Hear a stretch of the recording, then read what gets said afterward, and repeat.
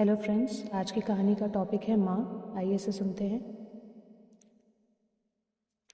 राम बहुत परेशान था। उसे समझ में नहीं आ रहा था कि वो उस परिस्थिति से कैसे निपटे।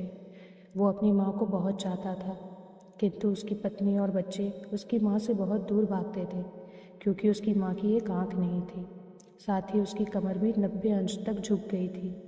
वैसे वो अपना सारा काम खुद कर लेती थी, किंतु फिर भी वो उसकी पत्नी और बच्चों के लिए हमेशा खटकती थी। दादी, आप ऊपर के कमरे में जाओ, मेरे दोस्त आ रहे हैं, राम के बेटे रोहन ने बड़ी बेरुखी से कहा। पर बेटा, मैं तो यहाँ बहुत दूर बैठी हूँ, राम की माँ ने बहुत प्यार से कहा। नहीं, आप उनके सामने मत रहो, वो मुझे चिढ़ाते हैं, रोहन ने ज़ोर से डांटते हुए कहा। क्या हुआ रोहन, क्यों चिल्ला रहे हो? विमल की पत्नी रीता ने किचन से ही आवाज़ लगाई। देखो ना माँ, ये दादी यहीं ड्राइंग रूम में बैठी है और मेरे दोस्त आ रहे हैं, रोहन ने शिकायत भरे लहजे में कहा। माँ जी, आप ऊपर चलिए जाओ, क्यों हम लोगों को लजवाती हो? रीता ने बेटे का पक्ष लेते हुए कहा। बेचारी सपना चुपचाप उठकर जीने के सहारे ऊपर जाने लगी। कमर झुकी होने के कारण उन्हें ऊपर चढ़ने में बहुत परेशानी हो रही थी, किंतु वो पूरी ताकत से ऊपर के एक अकेले कोने वाले कमरे में जाकर बैठ गई। राम बाजू के कमरे में सब सुन रहा था। उसे कष्ट हो रहा था कि उसकी माँ को इतना अपमानित किया जा रहा है, किंतु वो असहाय था। अगर वो कुछ कहता तो उसके पत्नी और बच्चे उसका विरोध करने लगते हैं। दूसरे उनके तर्क भी सही लगते थे। चूँकि वो एक प्रशासनिक अधिकारी था, उसका सामाजिक स्तर बहुत ऊंचा था। उसकी ससुराल भी एक उच्च घराने में थी, अतः वह चुपचाप इस तरह हर दिन अपनी माँ को अपमानित होते देखता रहता था। रात को राम की पत्नी ने कहा, देखो जी, अब कुछ करो। कल कलेक्टर साहब की पत्नी आई थी। माँ जी अपनी देशी धुन धारा में उनसे मिली। मुझे बहुत शर्म आ रही थी, बताते हुए कि ये मेरी सास है। मैंने कह दिया कि दूर की रिश्तेदार है, इलाज कराने आई है। राम को रोना आ गया, किंतु फिर भी वह चुप रहा। उसे समझ में नहीं आ रहा था कि वो क्या करे। अपने बेटे की मनस्थिति को अपने बेटे की मनस्थिति को सपना अपने बेटे की मनस्थिति को सपना अच्छी तरह से जानती थी और अपने बेटे को कोई कष्ट ना हो, इसलिए वो हर बात को चुपचाप सह लेती थी। राम बहुत उदास रहने लगा। एक तरफ परिवार और सामाजिक स्तर पर जीने का प्रतिबद्धता थी, तो दूसरी ओर माँ। आखिर माँ से अपने बेटे की यह हालत देखी नहीं गई। एक दिन उसने अपने बेटे से कहा, राम, बहुत दिन हो गए हैं, मैं अपने गांव जाना चाहती हूँ, मुझे वहाँ पहुँचा दो। मेरा यहाँ मन नहीं लग रहा। किंतु माँ, वहाँ तो कोई नहीं है, तुम्हारी देखभाल कौन करेगा? राम ने आश्चर्य से पूछा।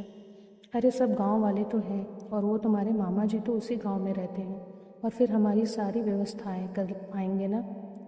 रीता को तो जैसे मन की मुराद पूरी हो गई।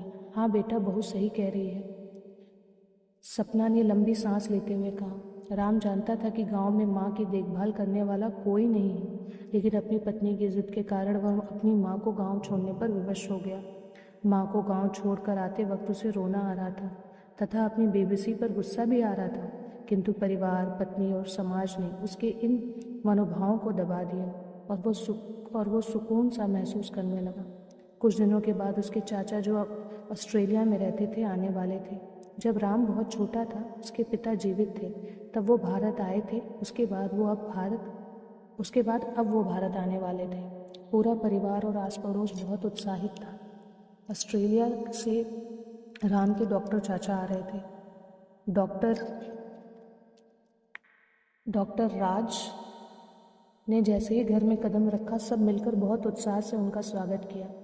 क्यों राम क्यों राम, भाभी नहीं दिख रही हैं, कहाँ हैं? डॉक्टर राज ने उत्साहपूर्वक पूछा। जी, वो गांव में रहती हैं, यहाँ उनका मन नहीं लगा, रीता ने सपाट लहजे में उत्तर दिया। डॉक्टर राज ने राम की ओर देखा तो राम ने अपनी आंखें झुका ली। डॉक्टर राज सब समझ गए। बोले, कल हम भाभी से मिलने गांव चलेंगे। दूसरे दिन सभी लोग गांव के घर पहुंचे। देखा कि सपना को बहुत तेज बुखार है और वो पलंग पर असहाय पड़ी है। डॉक्टर राज दौड़कर सपना के पास गए, उनके पैर छूकर रोने लगे। सपना की यह हालत उनकी कल्पना से परे थी।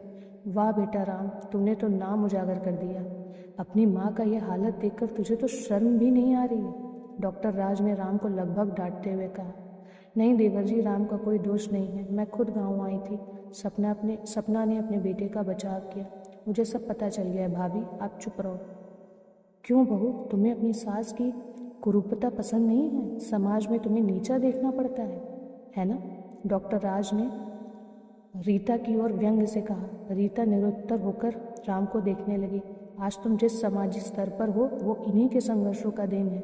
और बेटा राम, तुम्हें शायद मालूम ना हो कि बचपन में जब तुम 1 साल के थे तब छत से नीचे गिरने के कारण तुम्हारी एक आंख फूट गई थी और तुम्हारी रीढ़ की हड्डी में भी समस्या थी। तब तुम्हारी इस कुरूप माँ ने अपनी एक आंख और अपना बोन मैरो तुम्हें देकर इतना सुंदर स्वरूप दिया था। और रीता बेटा, इतने सालों तक संघर्ष करके बेटे को प्रशासनिक अधिकारी बनाने वाली इस संघर्षशील औरत की तुम लोगों ने यह दशा कर दी। तुम्हें ईश्वर कभी माफ़ नहीं करेगा। डॉक्टर राज की आंखें आंसू जलधार बह रही थी। अब भाभी, आप मेरे साथ ऑस्ट्रेलिया जाएंगी, यहाँ इन स्वार्थी लोगों के बीच नहीं रहेंगी, डॉक्टर राज ने सपना से कहा। राम को तो काटो तो खून नहीं था।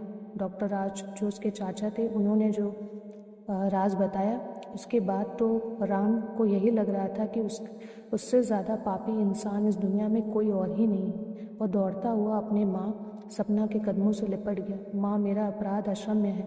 मैं जानबूझकर चुप्पी साधे रहा, आपका अपमान करवाता रहा। अब सिर्फ आप ही उस घर में मेरे साथ रहेंगी और कोई नहीं। राम ने अगेन दृष्टि से अपनी पत्नी और बच्चे को देखा। रीता को भी बहुत पश्चाताप हो रहा था, किंतु उसकी हिम्मत नहीं हो रही थी कि वो सपना से आंख मिलाए। सपना ने रीता की मनस्थिति को समझकर उसको पुचकारते हुए अपने पास बुलाया और राम को डांटते हुए कहा, खबरदार जो मेरी बहू को मुझसे अलग करने की कोशिश की तो तुझे ही घर से